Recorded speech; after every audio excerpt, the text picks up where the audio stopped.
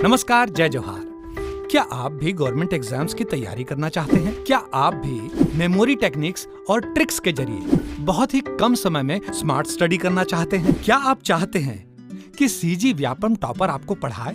तो डाउनलोड करिए Yogendra Sahu classes app. यहाँ 10 से अधिक गवर्नमेंट एग्जाम्स क्रैक करने वाले और सीजी व्यापम टॉप करने वाले योगेंद्र सर CGPSC और सीजी व्यापम के अंतर्गत होने वाले सभी एग्जाम्स की तैयारी कराएं। तो डाउनलोड करिए Yogendra Sahu classes app to be the best, learn from the best.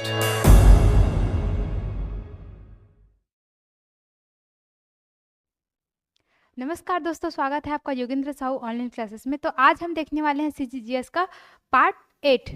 ये सीरीज अभी लगातार चल रही है और आगामी परीक्षा तक चलेगी, जो कि आपके बहुत सारे सिलेबस को क्या कर जाएगी, कवर कर जाएगी। MCQ के थ्रू ही हम पूरे सिलेबस को क्या कर लेंगे, कवर कर लेंगे। तो जिन्होंने अभी तक हमारे चैनल को सब्सक्राइब नहीं किया है वो हमारे चैनल को सब्सक्राइब कर लीजिए और इसके साथ ही अपने दोस्तों के साथ भी इसको शेयर कीजिए ताकि उनका भी फ़ायदा हो। जिन्होंने टेस्ट सीरीज परचेस कर लिया है वो तो अच्छी बात है, और जिन्होंने अभी तक टेस्ट सीरीज परचेस नहीं किया वो Yogendra Sahu classes app download करके टेस्ट सीरीज परचेस कर सकते हैं। ठीक है, तो आज का पहला क्वेश्चन स्टार्ट करते हैं। सही कथन नहीं है। 4 कथन दिए हुए हैं, इसमें से कौन सा कथन सही नहीं है ये बताना है। पहला कथन दिया है, खारून नदी का विसर्जन सोमनाथ के निकट शिवनाथ नदी में होता है। ठीक है, दूसरा कथन क्या है, तांदुला की सहायक नदी जुहार या जुआरी नदी है। तीसरा कथन है, डंकनी नदी का जल रक्ताब है। चौथा कथन क्या है, तालपेरू गुडरा बोर्डिंग इंद्रावती की सहायक नदी। अब इसमें से बताना है हमारा कि कौन सा कथन गलत है, मतलब कौन सा ऑप्शन गलत होगा। तो ये पहला तो बिल्कुल सही है, क्योंकि खारून नदी निकलती कहाँ से है, तो बालोद जिले के पेटचुआ की पहाड़ी से निकलती है और मिलती कहाँ पे से, मतलब उसका संगम शिवनाथ नदी में होता है। कहाँ पे होता है, सोमनाथ में हो जाता है। तो पहला तो बिल्कुल सही है। दूसरा क्या है, तांदुला की सहायक नदी जुआर नदी है, तो ये भी कथन सही है। जुआर नदी जो है वो तांदुला की ही सहायक नदी है। तालपेरू गुडरा बोर्डिंग इंद्रावती की सहायक नदी है, तो ये भी बिल्कुल सही है, क्योंकि नीचे जो नदी निकलती है अधिकतर वो इंद्रावती मिलते हैं या फिर सबरी। ठीक है, और जाके किस में हो जाती है, लास्ट में गोदावरी में। तो ये जो तालपेरू है, गुडरा नदी जो भुजमाड़ से निकलती है, बोर्डिंग जो कोंडागांव से निकलती है, ये इंद्रावती की सहायक नदी है। गलत कौन सा है, तो डंकिनी नदी का जल रक्ताब है। ये कथन गलत क्यों, क्योंकि डंकिनी नदी का जल रक्ताब नहीं है, जो संखिनी नदी है ना उसका जल रक्ताब है। ठीक है, संखनी नदी बालाडीला की पहाड़ी से निकलती है और डंकिनी नदी डोंगरी से निकलती है।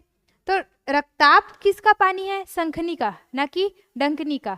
और आप सभी कमेंट बॉक्स में बताएंगे कि संखनी और डंकिनी के संगम पर कौन सा ग्राम बसा हुआ है। ठीक है, तो ये आप सभी उत्तर दीजिए कमेंट बॉक्स में। तो ऑप्शन सी क्या हो जाएगा, इसके लिए करेक्ट आंसर हो जाएगा। दूसरे क्वेश्चन की ओर बढ़ते हैं। इसमें बताना है सत्य कथन कौन सा है। पहले वाले में क्या बोल रहा था, कौन सा सत्य नहीं है, और दूसरे वाले में क्या बोल रहा है, कौन सा सत्य है। ठीक है, तो नड्डापल्ली की गुफा नारायणपुर में स्थित है। दूसरा है, कारली महादेव मंदिर दंतेवाड़ा में स्थित है। कैलाश गुफा रायगढ़ में स्थित है। कुकुरदेव मंदिर बेमेतरा में स्थित है। तो कौन सा कथन सही है ये देख लेते हैं। तो कौन सा कथन सही है, कारली महादेव मंदिर दंतेवाड़ा में स्थित है, ये बिल्कुल सही है। पहला क्यों गलत है, नड्डापल्ली की गुफा नारायणपुर में स्थित है क्या, नहीं ये गलत है। क्यों, वो नारायणपुर में स्थित नहीं है, वो कहाँ स्थित है, बीजापुर में स्थित है। ठीक है, बीजापुर में स्थित है। कैलाश गुफा रायगढ़ में स्थित है क्या, नहीं। कैलाश गुफा एक तो कहाँ है, एक है जसपुर में, एक है कहाँ, सरगुजा में, और एक नीचे बस्तर साइड भी कैलाश गुफा है। कुकुरदेव मंदिर बेमेतरा में स्थित है क्या, ये गलत है। क्यों, वो बेमेतरा में नहीं स्थित है, वो कहाँ स्थित है, वो बालोद जिले में स्थित है। ये महादेव का मंदिर है। एक साहूकार बंजारा रहता है जिसके कुत्ते का, मतलब कुत्ता मर जाने के उस पर उसके याद में ये मंदिर बनवाया गया है। तो ये रहा दूसरा क्वेश्चन। तीसरे क्वेश्चन की ओर बढ़ते हैं। सुमेलित करना है। इधर नदी दिया है और नदी का प्राचीन नाम दिया है, क्योंकि बहुत सारी नदियों को प्राचीन काल में अलग अलग नामों से जाना जाता था, तो उसी से क्या करना है, मेल करना है। तो सबरी नदी का प्राचीन नाम क्या है, तो सबरी नदी को कोलाब नदी के नाम से जाना जाता था, मतलब कोलाब के नाम से जाना जाता था पहले। खारंग नदी को कुरंग के नाम से जाना जाता था प्राचीन काल में। मांड नदी को मंदगा के नाम से जाना जाता था, और पैरी नदी को पलासिनी के नाम से जाना जाता था। तो ये रही नदियाँ जिनके अभी वर्तमान में नाम और प्राचीन काल में इनको कौन से नाम से जाना जाता था। पहले ऐसा सुमेलित कर लेना, उसके बाद इधर मिलान कर लेना, जैसे कि 2 4 1 3, 2 4 1 3 ऑप्शन बी। ऐसे आप लोग मेल कर सकते हैं। अब यहाँ भी मिलान करना है, एक साइड संस्थान दिए हैं और एक साइड उसके मुख्यालय दिए हैं। ठीक है, छत्तीसगढ़ में भिन्न भिन्न प्रकार की संस्थाएं और सभी के मुख्यालय अलग अलग जगह है, तो उसको भी हमको याद करना जरूरी है। यहाँ से फिर आपका ये वाला पोर्शन कवर हो जाएगा और जो बचा है आप घर में रिवाइज कर सकते हैं, या फिर नेक्स्ट जो भी सीरीज चलते रहेगा उसमें भी हम लोग और क्वेश्चन करेंगे तो आपका वो भी रिवाइज हो चलेगा। ठीक है, तो इधर संस्थान दिया पहला वनपाल प्रशिक्षण विद्यालय। तो वनपाल प्रशिक्षण विद्यालय, इसका मुख्यालय कहाँ है? तो इसका मुख्यालय कहाँ है? जगदलपुर में। ठीक है, जगदलपुर साइड ही बहुत ज़्यादा जंगल है, ऐसे करके याद करके मतलब रिलेट करके याद कर सकते हैं। कोषानुसंधान केंद्र, तो कोषानुसंधान केंद्र ये पहले भी देख चुके हैं, तो ये कहाँ है? ये बस्तर में है। उद्योग विभाग का प्रांतीय मुख्यालय, तो उद्योग विभाग का प्रांतीय मुख्यालय कहाँ है? तो ये है कहाँ? तो दुर्ग में है। और एक छत्तीसगढ़ स्पेशल टास्क फोर्स मुख्यालय, इसका मुख्यालय कहाँ है? छत्तीसगढ़ स्पेशल टास्क फोर्स, ये है अंजोरा, और अंजोरा कौन से जिले में पड़ता है? जिला दुर्ग में। पांचवें प्रश्न की ओर बढ़ते हैं। पांचवा प्रश्न क्या बोलता है? गलत कथन का चयन करना है, इसमें गलत कथन बताना है। पहला कथन क्या है? राज्य वन विकास निगम की स्थापना 2001 में हुई थी। दूसरा कथन बोल रहा है छत्तीसगढ़ जैव विविधता बोर्ड का गठन 2006 में किया गया। छत्तीसगढ़ राज्य में औद्योगिक परियोजना मंडल 9 है। कैंपा परियोजना की शुरुआत 2009 में हुआ था। तो इन चारों कथन में गलत कथन कौन सा है हमको ये बताना है। तो देखते हैं गलत कथन कौन सा है।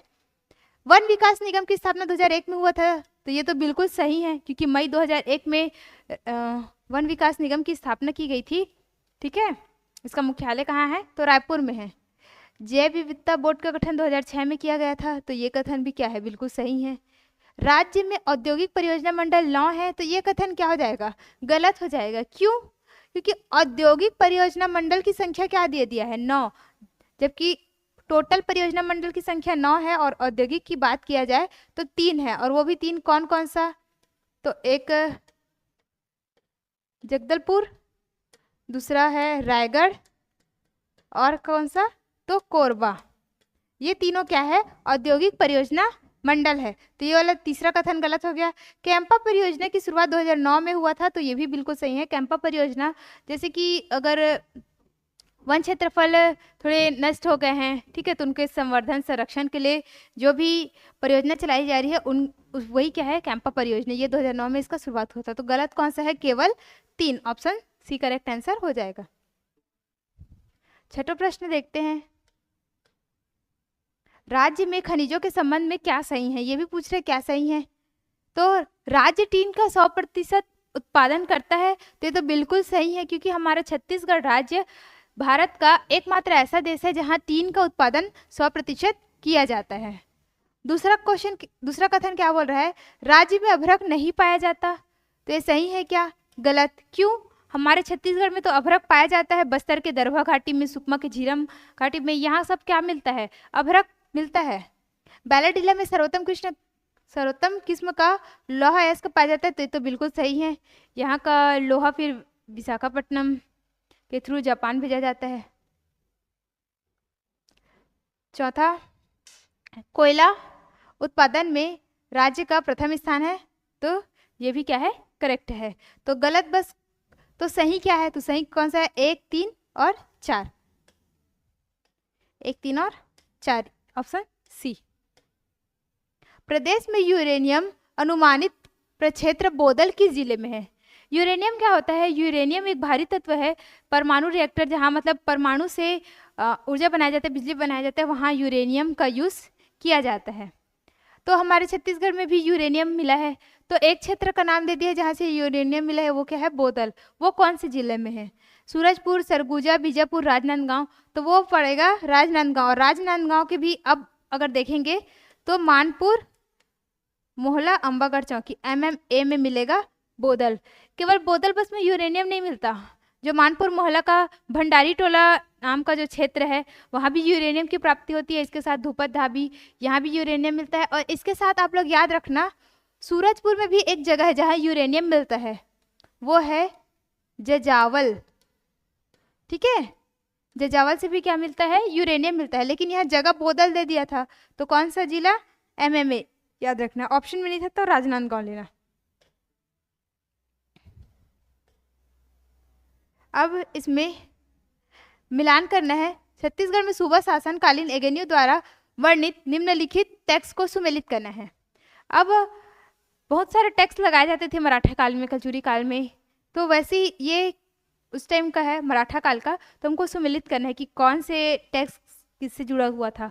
तो सेवाई, सेवाई क्या था? जुर्माने से प्राप्त रकम था।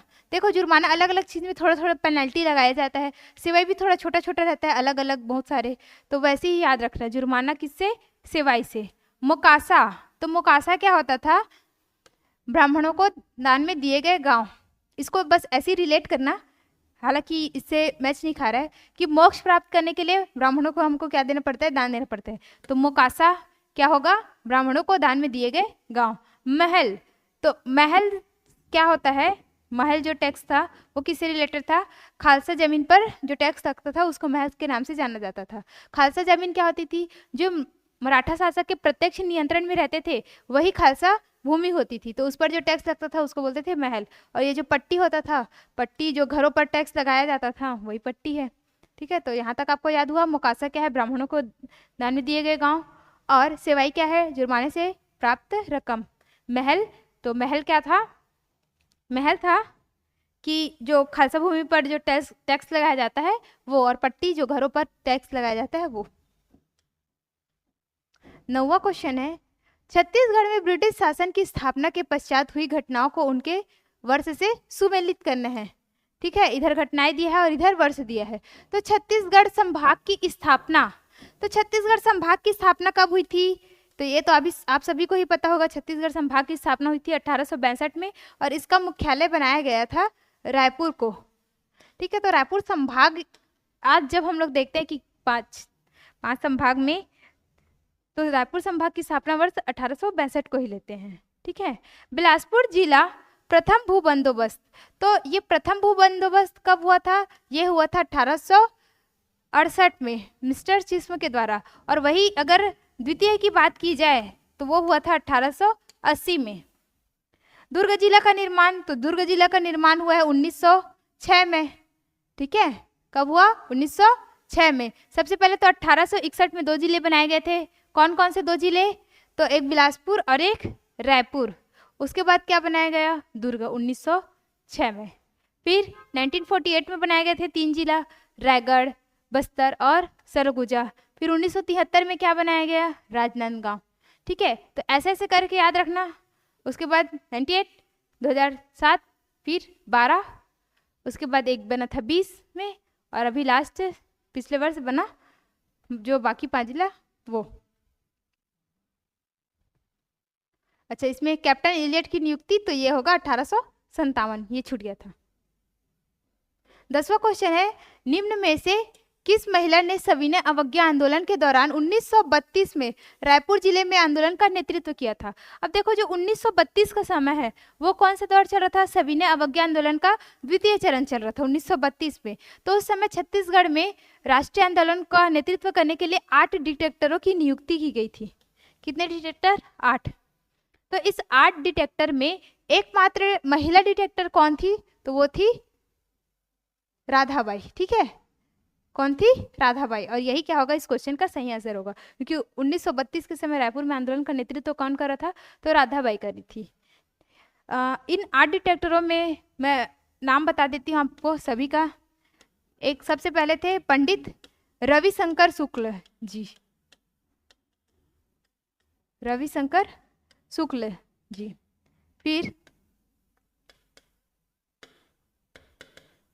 शंकर राव गनौद वाले,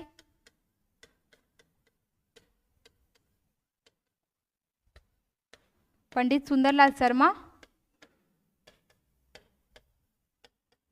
पंडित सुंदरलाल शर्मा तीसरे डिटेक्टर, और चौथी डिटेक्टर थी राधाबाई। ठीक है, इनको नगर दाई के नाम से भी जाना जाता था। ठीक है, और जैसे दाई लोग काम करते हैं ना डिलीवरी वगैरह कराने का, वैसे ही काम करती थी, इनको डॉक्टर भी कहा जाता था। और पांचवा माधव प्रसाद परगनिया,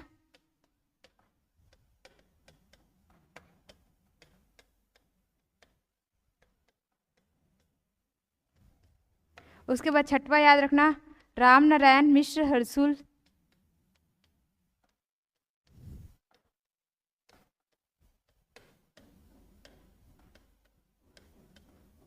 ठीक है। सातवां नाम याद रखना ब्रह्मदेव दुबे। और आठवें का नाम मैं नहीं बताऊंगी, आठवें का नाम आप लोग कमेंट करके बताएंगे। ठीक है, ये आप लोग के लिए छोड़ते हैं। आठवां नाम मैं नेक्स्ट वीडियो में इसका आंसर दूंगी। ठीक है,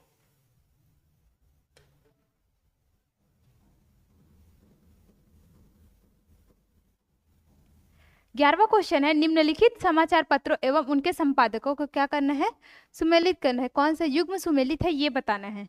तो माधवराव सप्रे इनके द्वारा संपादित पत्रिका क्या दे दिया है, अरुणोदय। तो ये सुमेलित नहीं है, क्योंकि जो अरुणोदय है वो ठाकुर प्यारेलाल सिंह के द्वारा क्या किया गया था, संपादित किया गया था। ठाकुर प्यारेलाल राष्ट्रबंधु, तो ये बिल्कुल सुमेलित है, इन्होंने ही इसका संपादन किया था। पंडित सुंदरलाल शर्मा, इन्होंने सरस्वती का संपादन नहीं किया था, क्योंकि सरस्वती का संपादन किया था पद्मलाल पूर्णालाल बख्शी ने। और पद्मलाल पूर्णालाल बख्शी के सामने नाम दिया हिंद केसरी, तो ये हिंद केसरी का संपादन किन्होंने किया था, तो माधवराव सप्रे ने किया था। 12वां क्वेश्चन है 1946 के मध्य प्रांत चुनाव में नियुक्त हुए नेता और उनके पद का क्या करना है, हमको मिलान करना है। तो रविशंकर शुक्ल, उनको कौन सा पद दिया गया था 1946 के मध्य प्रांत के चुनाव में, तो पंडित रविशंकर शुक्ल उस समय बने थे, मुख्यमंत्री बने थे। ठीक है, विधानसभा के अध्यक्ष कौन बने थे, तो विधानसभा के अध्यक्ष थे घनश्याम सिंह गुप्त। द्वारिका प्रसाद मिश्र, इनको कौन सा पद मिला था, तो इनको मिला था गृह मंत्री का। और राम गोपाल तिवारी, और ये थे संसदीय सचिव। तो ये रहा 1946 में जब इनको पद मिला था, तो उसका डिटेल। अब जोड़ी एक को जोड़ी दो से मिलान करना है, सूची एक को सूची दो से। इसमें एक साइड जिला दे दिया और एक साइड जैविक ब्रांड दे दिया, मतलब ये सब किसके ब्रांड है, चावल के। ठीक है, तो बलरामपुर में कौन सा, तो बलरामपुर में चांगो राइस। ये जब लेबर इंस्पेक्टर का एग्जाम हुआ था उस समय आया था चांगो राइस, ये किसका है, बलरामपुर का। सरगुजा का क्या है, तो बांसा झाल। धमतरी का, तो धमतरी में रुद्री है, रुद्री पिकअप, तो ये धमतरी का क्या होगा, रुद्र ऑर्गेनिक। और कोंडा गांव का क्या हो जाएगा, कोंडा गांव का हो जाएगा पंच तत्व। तो आपको इन सब अलग अलग भिन्न भिन्न पोर्शन का भी आपको क्वेश्चन एक बार ट्राई करना चाहिए, क्या पता कहाँ से क्वेश्चन पूछा जाए। तो ये सब आर्थिक सर्वेक्षण में दिया हुआ है आपके। अब आर्थिक सर्वेक्षण का नाम लिए और आर्थिक सर्वेक्षण का ही क्वेश्चन आ गया।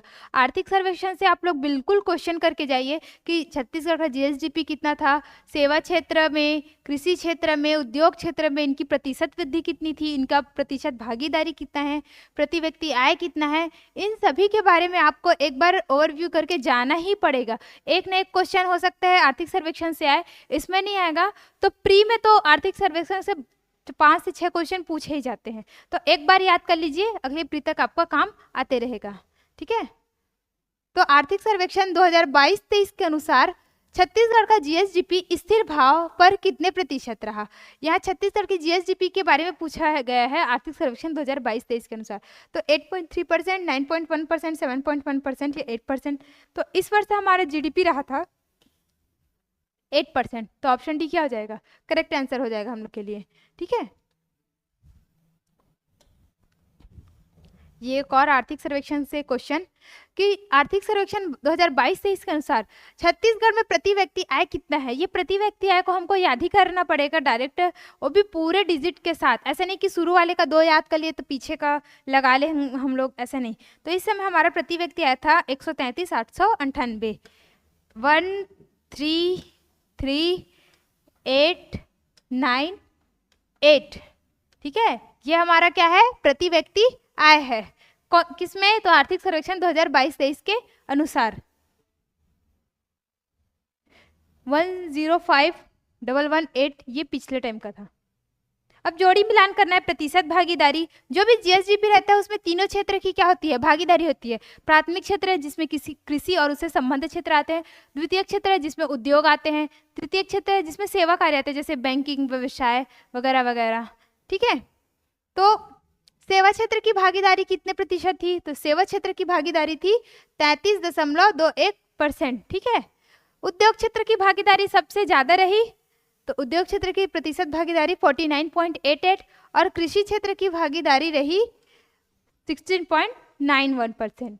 तो ये आपको परसेंट आपको याद करना पड़ेगा। सबसे कम किसका है, कृषि का 16.91, उसके बाद उद्योग का याद करेंगे सबसे ज्यादा 49.88, बीच में किसका है, सेवा क्षेत्र का 33.21%। छत्तीसगढ़ में कृषि उप मंडियों की संख्या कितनी है। अब आपको ऑप्शन डी नहीं दिख रहा होगा, मैं यहाँ लिख दे रही हूँ ऑप्शन डी। छत्तीसगढ़ में कृषि उप मंडियों की संख्या कितनी है, 118, 1333, 69 या 2058।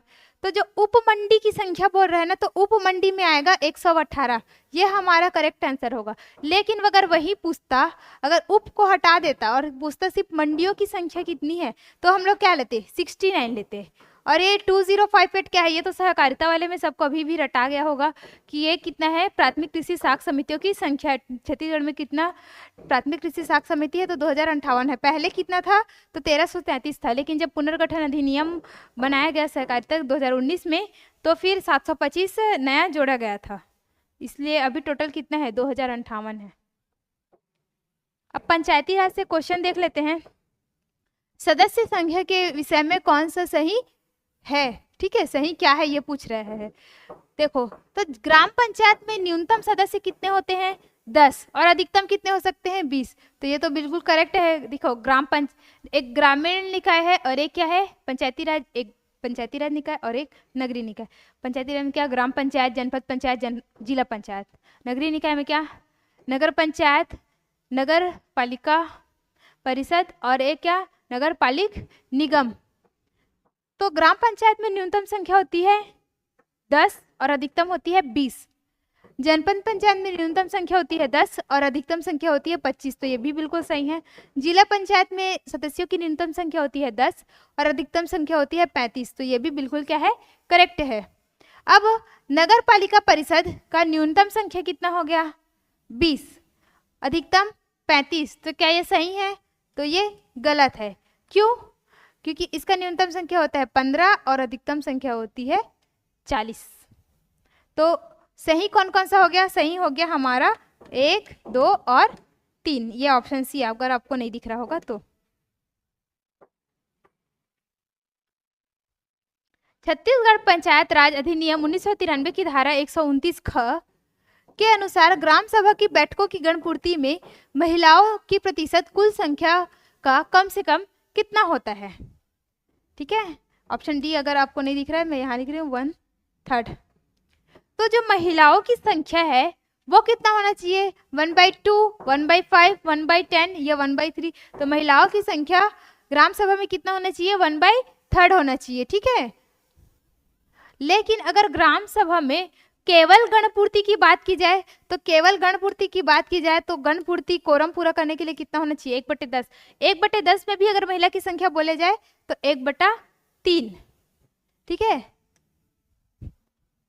और ये आज का अंतिम प्रश्न है।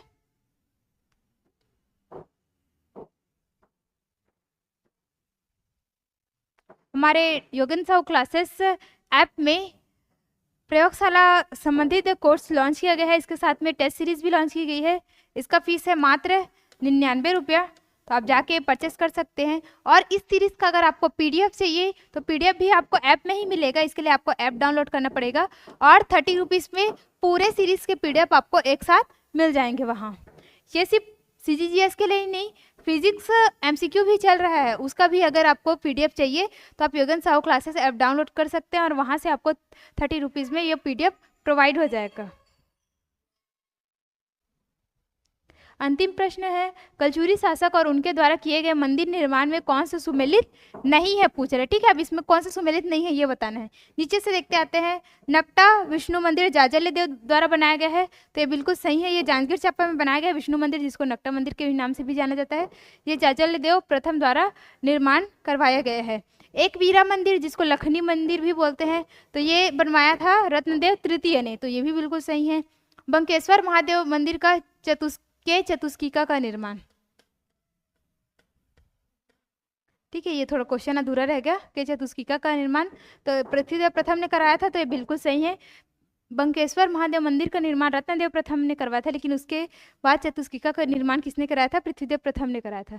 लक्ष्मणेश्वर मंदिर पृथ्वीदेव द्वितीय, तो ये बिल्कुल गलत है। लक्ष्मणेश्वर मंदिर का निर्माण कलचुरी शासक ने नहीं करवाया था, ये करवाया था पांडु शासक ने। किसने? तो खरौद में करवाया था ईशान देव ने, ईशान देव ने। तो ये रहा आज का 20 क्वेश्चन। कैसा लगा ये सब आप कमेंट बॉक्स में बताइए। अगर कोई भी डाउट हो तो कमेंट बॉक्स में जाके पूछ सकते हैं। मिलते हैं नेक्स्ट वीडियो में। धन्यवाद।